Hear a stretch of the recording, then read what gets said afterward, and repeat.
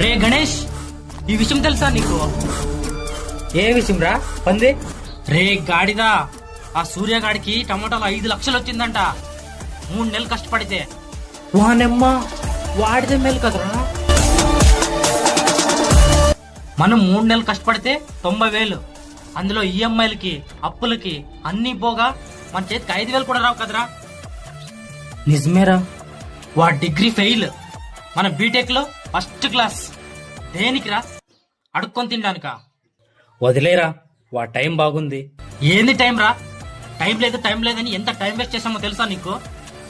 కారణం ఈ చదువు. చిన్నప్పటి నుంచి చదువుకోరా బాగుపడతావని అందరూ మన ప్రాణాలు తినేసినారు కదరా ఈ చెత్తలో చదువు కోసం. 10th మానేసి ఏదైనా బిజినెస్ స్టార్ట్ చేసి ఉంటే ఈ టైంకి కోటీశ్వర్లే ఉండేవాళ్ళం. ఈ చదువు మనల్ని ఏం చేసిందిరా? నెల జీతగాళం చేసింది. దీనమ్మ చదువు అంటేనే కోపం వస్తుంది. నా కొడుకుల్ని చదువు మానిపించి ఏదైనా బిజినెస్ గురించి నేర్పిస్తాను. ఈ తొక్కల చదువులు ఎవరు కావాలి?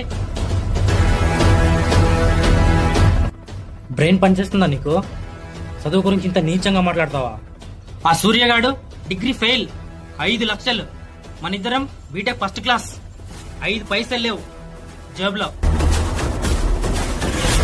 ఏంద్రా చదువు వల్ల గొప్ప? కోపం పడుచుకొని వస్తుండది. మన ఊర్లో చాలా మంది టమాటా వేశారు, కానీ ఆ సూర్యగాడికి మాత్రమే అంత లాభం వచ్చింది.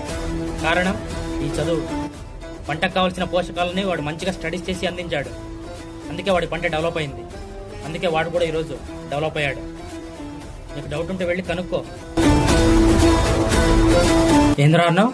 తొక్కలో చదువు, చెత్తలో చదువా? నీ కొడుకు ఆరోగ్యం బాగాలేకపోతే గుడిలో ఉన్న పూజారి దగ్గరికి వెళ్తావా, లేదా హాస్పిటల్లో ఉన్న డాక్టర్ దగ్గరికి వెళ్తావా? డాక్టర్ అవ్వడానికి కారణం ఈ చదువు.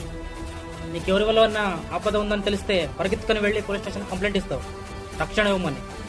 పోలీస్ అవ్వడానికి కారణం ఈ చదువు. అంతెందుకురా, నీ కొడుకుల్ని రోజు స్కూల్ పంపిస్తున్నావు, బస్సులో పంపించు.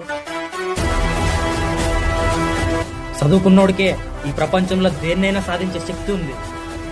రే మురళి, ఊరికే అనలేదురా పెద్దలు, విద్య లేనివాడు వింత పశువు అని. ఆ సూర్యగాడిని నిన్ను పక్కన నిలబెడితే ఎవరికి ఎక్కువ రెస్పెక్ట్ ఇస్తారో మన ఊరి వాళ్ళని కనుక్కో. 80% నీకే ఉంటది. ఎందుకో తెలుసా? ఉద్యోగం అంటే కారణం ఈ చదువే కదా. నన్ను క్షమించరా, చాలా దారుణంగా మాట్లాడేశాను ఈ చదువు గురించి. పొగరు ఎక్కువై